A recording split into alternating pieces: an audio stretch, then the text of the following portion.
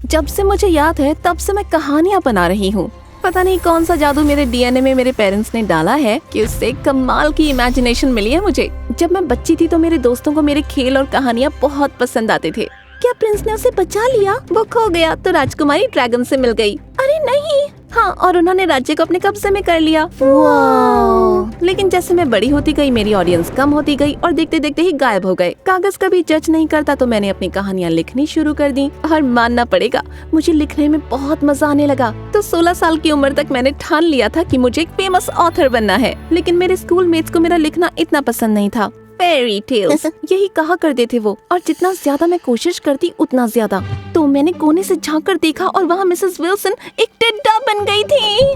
फेंकना बंद करो जून। ब्रेक के बाद वो सेम इंसान नहीं रहता, वो सच में एलियन है। वो जैक नहीं जिसे हम जानते हैं। कितना झूठ बोलती हो जून। उप्स, गलती हो गई, मैं जून हूँ। मिलकर अच्छा लगा, लेकिन आगे बढ़ने से पहले लाइक और सब्सक्राइब जरूर करें। खैर जो भी है, मैं अपनी एक पहचान बनाना चाहती थी और सब कुछ बदल गया जब हमें मिला इंग्लिश सब्स्टिट्यूट टीचर। उनका नाम था आर्थर लुइस और वो बहुत ही कमाल लग रहे थे। और पहली ही क्लास में उन्होंने हमें एक शॉर्ट स्टोरी लिखने को कहा, किसी भी क्लासिक बुक के कैरेक्टर को लेकर। मैंने एलिस के एडवेंचर वाली बुक से रैबिट को चुना और मुझे A+ मिला। क्लास के बाद उन्होंने मुझे रुकने को कहा। तुम्हारी इमेजिनेशन कमाल की है यंग लेडी। लोगों की बढ़ती उम्र के साथ उनकी इमेजिनेशन कम हो जाती है, लेकिन तुम अलग हो। मैं इतनी भी बड़ी नहीं हुई हूँ, अभी मेरे पास बहुत समय है। और अगर मैं तुम्हें ये कहूँ कि तुम अपनी कहानियों को एक बिल्कुल ही नए लेवल पर ले जा सकती हो, इतना कि पढ़ने वाला तुम्हारी बुक छोड़े ही नहीं जब तक वो खत्म न हो जाए। मैं बिल्कुल तैयार हूँ। उन्होंने मुझे एक फ्लायर दिया। एक पार्टी, एक राइटिंग क्लब है, ज्वाइन कर लो और देखो कि तुम्हारी कहानी तुम्हें कहाँ ले जाती है। अगले थर्सडे हमारी पहली क्लब मीटिंग थी। सबसे पहले हमें एक शॉर्ट स्टोरी लिखने को कहा गया और मैंने उसके लिए कुछ इलस्ट्रेशंस भी बना दी।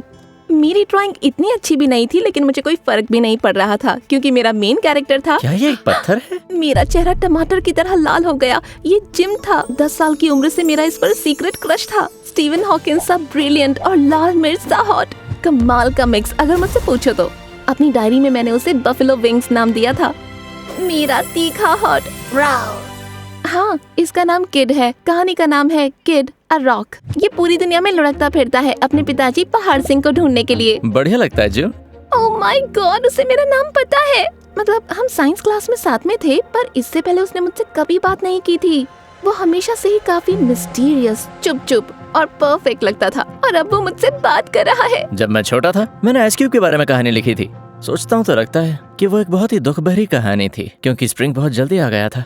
हर दिन की मुलाकात अब रेगुलर सी हो गई थी, लेकिन एक दिन मिस्टर लुइस ने हमें लाइब्रेरी में कुछ किताबें रखने को कहा। ये स्टेट स्कूल्स के बीच में एक छोटा सा एक्सचेंज प्रोग्राम है। हम उन्हें अपनी बुक्स देंगे और वो बाकी स्कूल से हमें दूसरी बुक्स भेजेंगे। डब्बा कुछ हल्का नहीं था, पर कोई बात नहीं, हमें मजा आ रहा था। सोचो कि तुम एक चोर हो और तुम्हारे हाथ में एंशिएंट रेलिक्स और मैन्युस्क्रिप्ट्स हैं जो अटलांटिस के राज खोल सकते हैं। वो अक्सर उन किरदारों को हमें निभाने को कहता था जिनके बारे में हम लिख रहे होते थे। मेरी आंखों में चमक आ गई। मैंने कभी चोर का किरदार नहीं निभाया था। मैं इधर उधर देखकर दबी पांव चलने लगी, और जैसे ही मैं इस किरदार में घुसने लगी मेरा ध्यान भटका। मेरा पैर एक गड्ढे में गया और मैं फिसल कर गिर गई, और जो डब्बा मेरे हाथ में था वो दूर जा गिरा। क्या तुम ठीक हो? वो दौड़ कर आया और उसने मुझे अपना हाथ दिया। उसका हाथ पकड़ते ही मेरे तन बदन में जैसे बिजली सी दौड़ गई, और कहीं मैं फिर से न गिर जाऊं ये सोचकर मैंने उसे गले लगा लिया। हम एक दूसरे के इतना पास थे कि उसकी सांसें मेरे चेहरे पर महसूस हो रही थी। तुम लंगड़ा रही हो? कोई बात नहीं। उसने अपना सर हिलाया और उठाकर मुझे अपनी बाहों में भर लिया, फिर स्कूल ले जाने लगा। जून, मेरी बात सुन रही हो? हाँ? मैंने पूछा कि तुम ठीक हो? वो फिक्र भरी निगाहों से मुझे देख रहा था। ये दिन के ख्वाब, मैं तो बस एक बेकार सी चोर हूँ। उसने अपना हाथ दिया ताकि मैं खड़ी हो जाऊं, और फिर वो स्कूल चला गया। मैंने वो डब्बा उठाया तो देखा वो खुला हुआ था। मैंने झांक कर देखा कि किताबें ठीक हैं कि नहीं। क्रांति का इतिहास बोरिंग, लेकिन ठीक है। लिटिल विमेन, ये भी ठीक है। वो ये क्या है?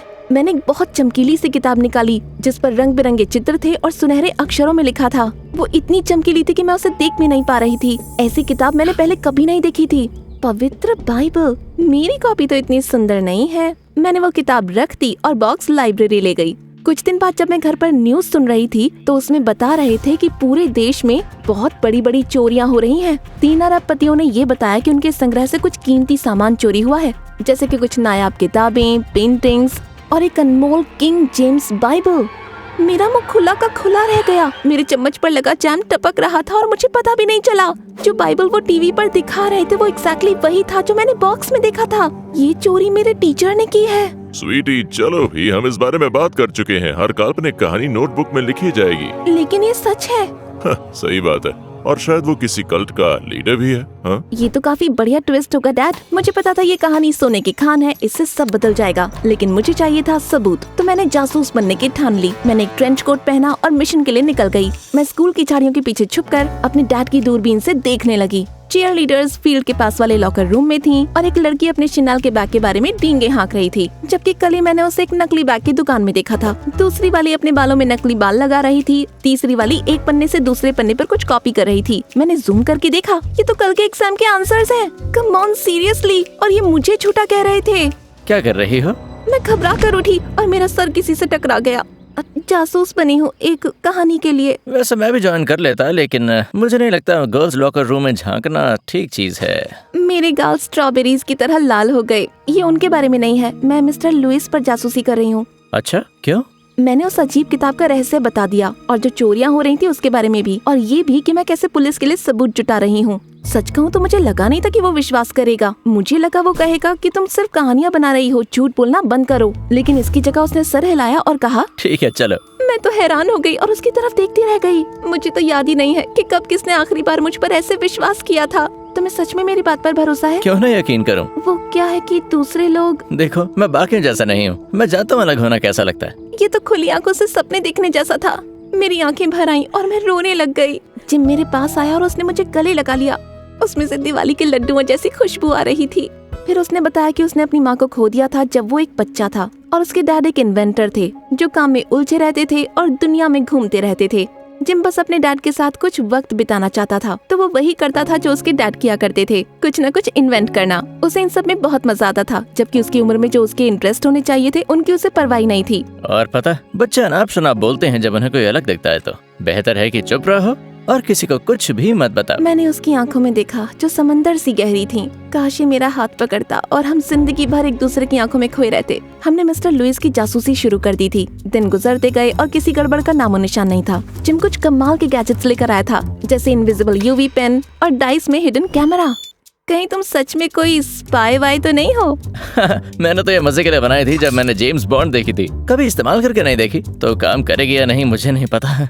उसने अपनी जेब से कुछ निकाला। ये एक super cute black stone necklace था जो उसने बहुत ही प्यार से मेरे गले में पहनाया। ये मेरे लिए है। ये एक वॉइस रिकॉर्डर है, तुम बस यहाँ टैप करना और ये रिकॉर्ड करना शुरू कर देगा। ओह माय गॉड, मैं तो सांस लेना ही भूल गई। क्या कोई इतना परफेक्ट भी हो सकता है? हाँ? अरे वो आ गए। मिस्टर लुइस तेजी से जा रहे थे एक पैकेट पकड़े हुए। उन्होंने इधर उधर देखा और स्कूल के पीछे वाली गली में गायब हो गए। जल्दी करो नहीं तो वो भाग जाएंगे। हम उनके पीछे भागने लगे, लेकिन छुपकर। उनका पीछा करते हुए हमने देखा कि वो एक पुरानी फैक्ट्री में घुस रहे हैं और वो अंदर चले गए। अरे नहीं, अब हम कैसे जाएंगे? मैंने इधर उधर देखा और जमीन से 7 फीट ऊपर एक खुली खिड़की थी। जिम झुका और मैं उसके हाथों पर चढ़ गई और उसने मुझे ऊपर धक्का दिया और मैं खिड़की पकड़कर अंदर आ गई और जिम मेरे पीछे ही था। जून, तुम्हें पता है ना कि हम बहुत ही आसानी से इस दरवाजे से अंदर आ गए। ये मेरी कहानी है। तो मैं क्या कह रही थी? हाँ, हम इस बहुत बड़े से वेयर हाउस में थे। यहाँ शेल्फ्स पर बॉक्सेस की कतारें लगी हुई थीं। हमने थोड़ा इधर उधर देखा, यहाँ बहुत सी प्राचीन चीजें थीं, पेंटिंग्स और किताबें। कमाल है। मैंने अपने फोन से कुछ तस्वीरें ली और हम आगे बढ़ते गए, एकदम चुपचाप। मिल गया। हम दोनों चौंक गए। मेरे दिल की धड़कनें बहुत तेज हो गई थीं। मैंने तसल्ली के लिए जिम का हाथ पकड़ लिया और उसने मेरे हाथ को धीरे से दबाया। ये आखिरी वाला है, जल्दी निकलना होगा वरना कुछ गड़बड़ हो जाएगी। क्या हो जाएगा? बस सब कुछ पैक कर लो और कल बिल्कुल तैयार रहना। मैंने पैरों के कदमों को जाते हुए सुना और फिर मैंने शेल्फ से छुप कर देखा। कोई नहीं था। जल्दी, यहाँ पर। वहाँ एक टेबल पर बहुत से पेपर्स फैले हुए थे, कुछ डॉक्यूमेंट्स और मैप्स। मुझे नहीं पता था इन सब का क्या मतलब है, पर मैंने सबकी फोटोज ले ली और फिर उस डाइस कैमरा को वहाँ छुपा दिया। हमें वो किताब ढूंढनी होगी। ये वाली? सब कुछ एक साथ होने लगा और मैंने घबरा कर देखा। किसी ने अचानक पीछे से बेदर्दी से हमारे हाथ पकड़ लिए थे। आउच! 2 हट्टे-कट्टे लोगों ने हमें पकड़ रखा था। भागने का कोई रास्ता नहीं था। मिस्टर लुइस उस किताब को पकड़े एक दीवार के सहारे खड़े थे। क्या बात, मेरे सबसे अच्छे स्टूडेंट्स छानबीन करने निकले हैं, मैंने सही कहा ना? वो आगे बढ़े और उन्होंने वो डाइस उठा लिया और उसे देखने लगे। क्या बात है, एक कैमरा, काफी चालाक। उन्होंने उसे जमीन पर फेंककर कुचल दिया। डैम इट, काश मैं अपना हाथ छुड़ाकर उस नेकलेस के रिकॉर्डर को चालू कर पाती, लेकिन उस मुस्तंडे के चंगुल से मैं निकल ही नहीं पा रही थी। आखिर आपने ये सारा सामान क्यों चुराया? उन्होंने मेरी जेब से मेरा फोन निकाला और सारी फोटोज को डिलीट करना शुरू कर दिया। ये करते हुए उन्होंने हमें बताया कि कैसे उन्होंने अपनी पहचान बदलकर मंदबुद्धि अमीरों के यहाँ चोरियां की, जो ये सारा सामान जमा करते थे और दुनिया की नजर से छुपा कर रखते थे। मैं एक म्यूजियम खोलना चाहता हूँ जहाँ हर कोई ये खजाने देख पाएगा। बहुत अच्छी बात है, लेकिन चोरी क्यों? उन्होंने कुछ गुनगुनाते हुए कहा। रईसों को ये बात बिल्कुल समझ नहीं आने वाली है। अब मेरे बर्दाश्त की हद खत्म हो चुकी थी। मैंने अपने दांत उस मुस्तंडे के हाथ में गड़ाए और उसने दर्द की वजह से मुझे धक्का दे दिया और बिजली की रफ्तार से घूमते हुए मैंने उसकी नाक पर एक मुक्का दे मारा। मुझसे पंगा मत लेना। और जिम ने मौका देखते ही उसे पकड़े हुए मुस्तंडे को एक लात दे मारी। ये लो। हम एक टीम की तरह लड़ रहे थे। हम तेज थे आग की तरह। ऐसा लग रहा था कि हमारे पास कोई सुपर पावर है, हमें कोई हरा नहीं सकता। मैंने जल्दी से हर तरफ देखा, लेकिन मिस्टर लुइस का कहीं नामो निशान नहीं था। और फिर अचानक कुछ हुआ और देखते ही देखते अंधेरा छा गया। जब मैं उठी तो मैंने देखा कि कोई प्यार से छू रहा था। वो जिम था। वो बड़े प्यार से गीले कपड़े से मेरा माथा पोंछ रहा था। मैं याद रखूंगा, कभी भी तुमसे कोई दुश्मनी नहीं करूंगा। हम हंसने लगे। फिर उसने बताया कि जब गार्ड ने मुझे मुक्का मारा तो उसे बहुत गुस्सा आया और उसने बदला लेने की ठान ली। फिर वो मुझे वहाँ से उठाकर ले आया।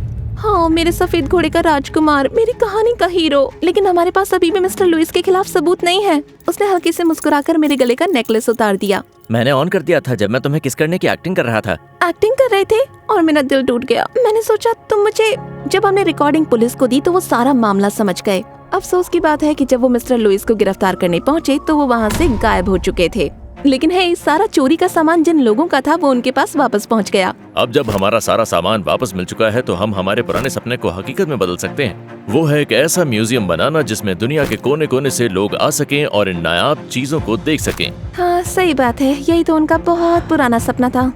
और मैं जब बहुत से रिपोर्टर्स स्कूल पहुंचे मेरे बारे में पता करने के लिए, तो पता चला सभी के पास बहुत कुछ अच्छा था मेरे बारे में बोलने के लिए कैमरा के सामने। वो तो मेरे दिल के बहुत करीब है, बिल्कुल मेरी छोटी बहन सी। वो तो वाकई कमाल है। उसकी कहानियाँ उसी की तरह कमाल की होती हैं। सच कहूँ तो इससे मुझे कोई फर्क नहीं पड़ता। मैं तो अपनी किताब लिखने में बिजी थी। वो 1 महीने में दुकानों पर भी छा गई और बेस्ट सेलर लिस्ट में भी आ गई। सच कहूँ तो मिस्टर लुइस से मुझे कोई गिला शिकवा नहीं। भले ही वो बुरे आदमी थे, पर उनकी वजह से मेरी स्टोरी एक अलग ही लेवल पर पहुँच गई, जैसा उन्होंने प्रॉमिस किया था। और ऐसा लगता है जैसे मेरे छोटे पत्थर को पहाड़ से मिल ही गया। 1 मिनट, माउंटेन, मुझे लगा जैसे डैड है। ये एक रूपक है सिली। और एक आखिरी बात, कल ही मुझे मेरी किताब की एक कॉपी मिली जिस पर एक नोट लगा था और उस पर लिखा था A+। अब गेस कर लो कि ये कौन हो सकता है।